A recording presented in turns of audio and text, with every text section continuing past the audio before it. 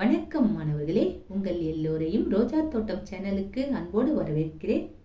மாணவர்களே, இன்று நாம் என் பாதுகாப்பான உலகம் இதில் உடல் இயக்கங்கள் பாடத்தில் தரப்பட்டுள்ள புத்தக பயிற்சிகளுக்கான விடைகளை படிக்கலாமா? 82வது பக்கம் எடுத்துக்கோங்க. இதுல செய்து கற்போம் இருக்குங்களா? அதுல நீங்கள் ஓடும்போது உங்கள் உடலில் என்ன நிகழும்? டிக் குறியிடுக. இப்படி இருக்கா? எனக்கு வியர்க்கும். ஆமா, வியர்க்கும். டிக் போட்டுக்கலாம். என் கைகள் இயங்கும். ஆமாம், இயங்கும். டிக் போட்டுக்கலாம். என் கால்கள் இயங்கும். ஆமாம், இயங்கும். டிக் போட்டுக்கலாம். நான் வேகமாக சுவாசிப்பேன். ஆமா, ஓடும்போது வேகமாக தானே சுவாசிப்போம். டிக் போட்டுக்கலாம். என் இதய துடிப்பை உணர்வேன். ஆமா, உணர்வோம். டிக் போட்டுக்கலாம். நான் தாகமாக உணர்வேன். ஆமா, நமக்கு தண்ணி தாகம் எடுக்கும். டிக் போட்டுக்கலாம். அடுத்தது பாருங்க, எந்த உறுப்பு உதவும்? இங்க என்ன கொடுத்துருக்காங்க? இயங்கும் பந்தை பார்ப்பதற்கு பந்து போதும்னா அதை பார்க்கறதுக்கு எந்த உறுப்பு உதவுது? கண். ஓட்டங்களின் எண்ணிக்கையை கேட்பதற்கு ரன் ரேட்டை கேட்கறதுக்கு எந்த உறுப்பு உதவுது? காது. பந்தை எறிவதற்கு கைகள். ஓடுவதற்கு கால்கள். அடுத்த பக்கம் 83வது பக்கத்துக்கு வாங்க. இங்க சொல் வங்கியை பயன்படுத்தி இயக்கங்களில் ஈடுபடும் உடல் உறுப்புகளை எழுதுக. சொல் வங்கி கொடுத்திருக்காங்க. கைகள், கால்கள், தோள்பட்டை, இடுப்பு, பாதங்கள், முதுகு. இந்த சொற்கள் எல்லாம் சொல் வங்கியில தரப்பட்டிருக்கு.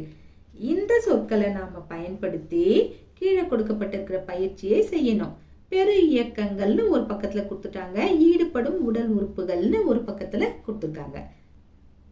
இப்போ மிதிவண்டி இயக்குதல். சைக்கிள் ஓட்டுறதுக்கு நமக்கு எந்தெந்த உடல் உறுப்பு தேவைப்படும் அப்படிங்கிறத நாம எழுதணும். எல்லா உறுப்பும் தான் தேவைப்படும் மாணவர்களே. யோசனை பண்ணி பாருங்களேன். சைக்கிள் ஓட்டுறதுக்கு கை வேணும், கால் வேணும், தோள்பட்டை வேணும். ஏன்னா கையை நல்லா பிடிச்சி இது பண்றதுக்கு நமக்கு தோள்பட்டையும் தான் வேணும். இடுப்பு வேணும். இடுப்பு இல்லைன்னா சைக்கிள் உட்கார முடியுமா? பாதங்கள் வேணும். பாதம் தானே பெடல்ல போட்டு நம்ம மிதிக்கிறோம்.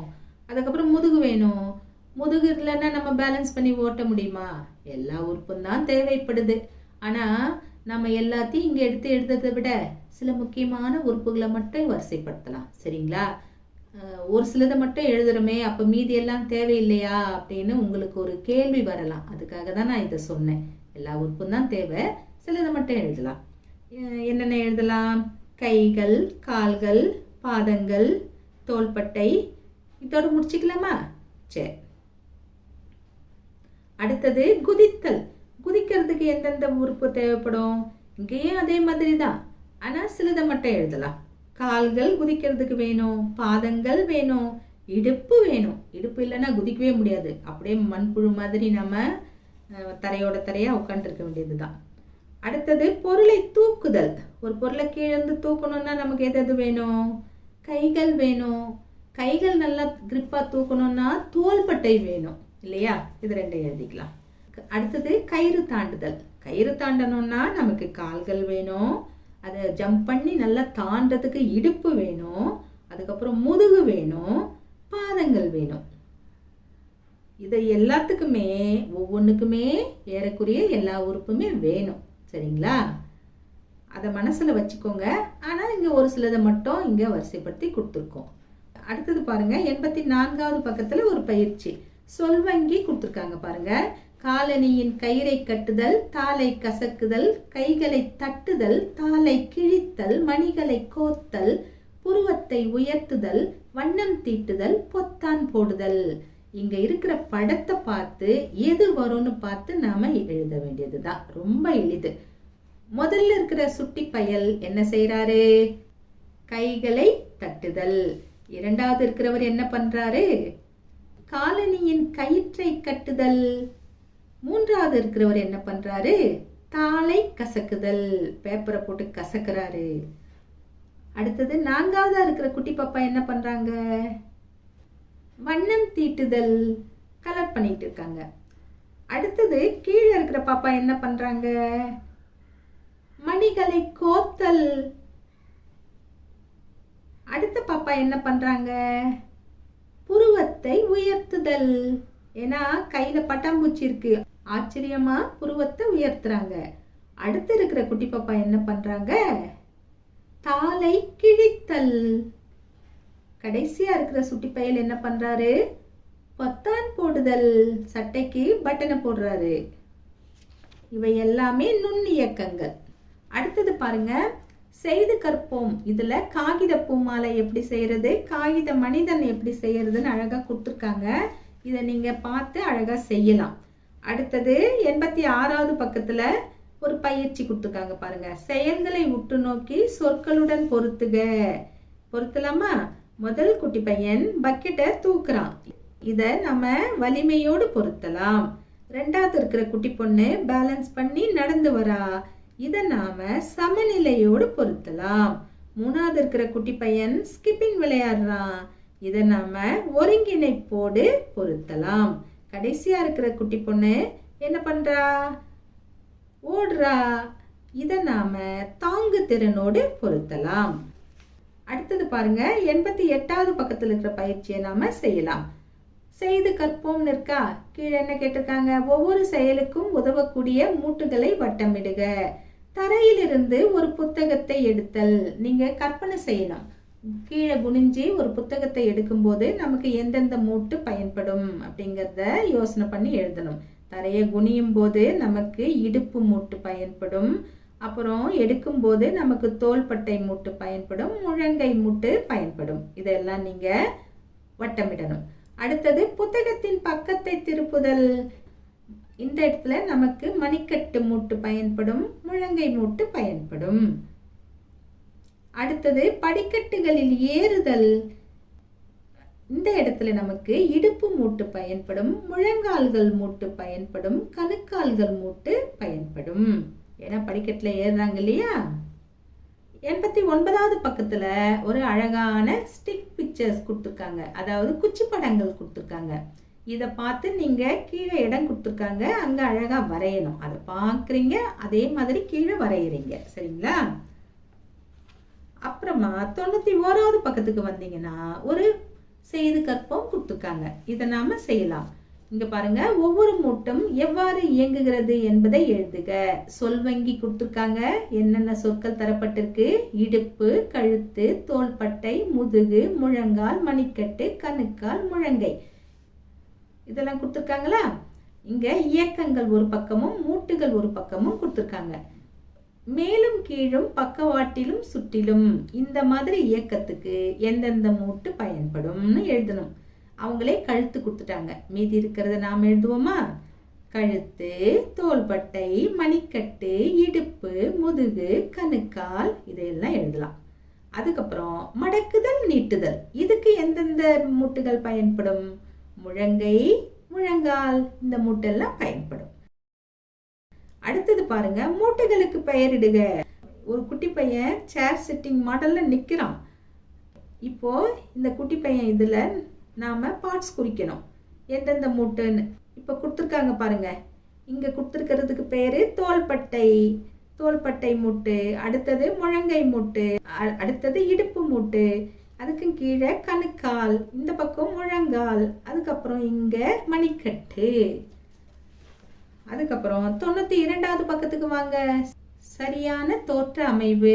உற்று நோக்கி கலந்துரையாடுவோம். நிற்றல். நிற்றல்லையே கூன் போட்டுட்டு நின்னா அது தவறு. ஸ்ட்ரெயிட்டா நின்னா, நேரா நின்னா அது சரி. கொடுத்துருக்காங்க பாத்தீங்களா? அதே மாதிரி நடக்கும்போது நேராக நடந்தால் சரி, குனிஞ்சுக்கிட்டு நடந்தா தவறு. அமர்தல்ல நேரா உட்கார்ந்தா அது சரி, குனிஞ்சுக்கிட்டு உட்கார்ந்தோம்னா அது தவறு. அதுக்கப்புறம் ஒரு பொருளை தூக்குதல்ல எப்படி குனிஞ்சி மடக்கி தூக்கணும், இந்த மாதிரி தூக்கினோம்னா அது சரி. அதை விட்டுட்டு நாம மட்டும் குனிஞ்சி கைகளை அப்படியே தூக்கினோம்னா அது தவறு. இப்ப கீழே பாத்தீங்கன்னா ஒரு பயிற்சி கொடுத்துருக்காங்க பாருங்க. சரியான தோற்ற அமைவிற்கு டிக், தவறான தோற்ற அமைவிற்கு இன்ட்டு குறியிடுக. கொடுத்துருக்காங்களா? முதல்ல இருக்கிற குட்டி பையன் நேரா நிக்கிறான், டிக் போட்டுக்கலாம். ரெண்டாவது இருக்கிற பையன் எப்படி தூக்குறான்? இப்படி தூக்க கூடாதே, அவனும் குனிஞ்சி உட்கார்ந்து எடுக்கணும் பொருளை இல்லையா? அவன் குனியவே இல்லை, அவன் கை மட்டும் கீழே குனிஞ்சி கையால மட்டும் எடுக்க பாக்குறான். இது தவறு. முதுகு வலிக்கும் இப்படி எடுத்தா, இது தவறு. அப்புறம் இந்த குட்டி பொண்ணு ஸ்ட்ரெயிட்டா தான் நடக்கிறா, இது டிக் போட்டுக்கலாம். அடுத்த பையன் பாருங்க, முதுகு கூன் போட்டான், அதனால தவறு போட்டுக்கலாம். இந்த பொண்ணு கரெக்டா வந்து நேரா உட்கார்ந்துட்டு இருக்கா, அதனால டிக் போட்டுக்கலாம். அடுத்தது பாருங்க, 93வது பக்கத்துல கற்றல் பயணம் கொடுத்துருக்காங்க. கீழ்காணும் செயல்களை செய்ய உதவும் மூட்டுகளை எழுதுக. ஒரு குட்டி பொண்ணு படிக்கட்டுல ஏறுறா. இவளுக்கு எந்தெந்த மூட்டுகள் உதவும்? யோசித்து எழுதலாமா? இடுப்பு, முழங்கால்கள், கணுக்கால்கள். அடுத்தது ஒரு குட்டி பொண்ணு பால் குடிக்கிறா. இவளுக்கு எது எது உதவும்? தோள்பட்டை, முழங்கை, கைவிரல்கள். கைவிரல்கள்னா விரல் மூட்டுகள். விரல்கள்ல ஒவ்வொன்றுலயும் விரல் மூட்டுகள் இருக்கு. அதை தான் நம்ம கைவிரல்கள்னு சொல்றோம். அதுக்கப்புறம் மணிக்கட்டு, இதெல்லாம் இங்க பயன்படும். அடுத்தது ஒவ்வொரு செயலுக்கும் ஏற்ப பெரு இயக்கம் அல்லது நுண்ணியக்கம் என எழுதுக. ஒரு குட்டி பொண்ணு கைகளால தலைக்கு பேண்ட் போடுறா. இது நுண்ணியக்கம். ஒரு பையன் பால் விளையாடுறான். இது பெரு இயக்கம். ஒரு பையன் பேப்பரை திருப்புறான். இது நுண்ணியக்கம். ஒரு குட்டி பொண்ணு ஸ்கிப்பிங் விளையாடுறா. இது பெரு இயக்கம். அடுத்த பயிற்சி, செயல்களில் ஈடுபடும் மூட்டுகளின் பெயர்களை எழுதுக. ஒரு பக்கம் செயல்கள் கொடுத்துருக்காங்க, ஒரு பக்கம் மூட்டுகள் கொடுத்துருக்காங்க. தரையை கூட்டுதல். தரையை கூட்டுறதுக்கு நாம நல்லா யோசித்தோம்னா நிறைய மூட்டுகள் தேவைப்படும். எதெல்லாம் தேவைப்படும்? இடுப்பு. இடுப்பு இருந்தால் தான் குனிஞ்சி நம்ம பெருக்கவே முடியும் இல்லையா? இடுப்பு, முதுகு, தோள்பட்டை, முழங்கை, மணிக்கட்டு, கைவிரல்கள், இதெல்லாம் தேவைப்படும். அடுத்தது பாத்திரங்களை கழுவுதல். இதுக்கு எந்தெந்த மூட்டுகள் தேவைப்படும்? தோள்பட்டை, முழங்கை, மணிக்கட்டு, கைவிரல்கள். அடுத்தது மின்விசிறியின் பொத்தானை அழுத்துதல். ஒரு சுவிட்சை போய் போடுறோம், அதுக்கு எது பயன்படும்? நம்ம சுவிட்ச் போடுறோம்னா அந்த விரல் மட்டும்தான் பயன்படும் நினைக்கிறோம். அப்படி கிடையாது. அந்த விரல் போய் சுவிட்சை போடுதுன்னா அதுக்கு எது எது பயன்படும்னா தோள்பட்டை. நம்ம தோள்பட்டை இருந்தா தானே நம்ம கையை தூக்கி கொண்டு போறதுக்கு இல்லையா? தோள்பட்டை, முழங்கை, மணிக்கட்டு, கைவிரல், இது எல்லாமே இருந்தாதான் நம்ம போய் ஒரு சுவிட்சையே போட முடியும். அடுத்து பாருங்க, அடுத்த பக்கத்துல படத்தில் மூட்டுகளின் பெயர்களை குறிக்க. பெயர்கள் கொடுத்துட்டாங்க. முழங்கால், முழங்கை, தோள்பட்டை, மணிக்கட்டு, கழுத்து, இடுப்பு, கணுக்கால். ஒரு குட்டி பொண்ணு படத்தையும் கொடுத்துட்டாங்க. இந்த பார்ட்ஸ் எல்லாம் நாம அங்க குறிக்கணும். முதல்ல முழங்கால். முழங்கால் எங்க வரும்? அங்க இத குறிச்சிடலாம். அடுத்தது முழங்கை. முழங்கை எங்கே? இங்கே. தோள்பட்டை. தோள்பட்டை எங்கே? முழங்கைக்கு மேலே. அடுத்தது மணிக்கட்டு. மணிக்கட்டு எங்கே? முழங்கைக்கு கீழே. அடுத்தது கழுத்து. கழுத்து எங்கன்னு நமக்கு நல்லா தெரியும். அடுத்தது இடுப்பு. இடுப்பும் நல்லா தெரியும், குறிச்சிட்டோம். கடைசியா கணுக்கால். கணுக்கால் எங்கே? கீழே வந்துடுச்சு கணுக்கால். அடுத்தது கடைசி பயிற்சி, தரையிலிருந்து பையை சரியாக தூக்கும் முறையை செய்து காட்டுக. நீங்க வகுப்பறையில பைய கீழே வச்சுட்டு எப்படி பைய தூக்கணும்னு செய்து காட்டணும். உதாரணத்துக்கு வேணும்னா இந்த படத்தை பார்த்துக்கலாம். இந்த குட்டி பையன் எப்படி தூக்குறான் அப்படின்னு பார்த்து அதுக்கு ஏற்ற மாதிரி நீங்களும் தூக்கணும். சரிங்களா மாணவர்களே? இன்று நாம் என் பாதுகாப்பான உலகம் பாடத்தில் தரப்பட்ட புத்தக பயிற்சிகளுக்கான விடைகளை பார்த்தோம். நாம் வேறு பாடத்தோடு மீண்டும் சந்திக்கலாம். டாடா, பை.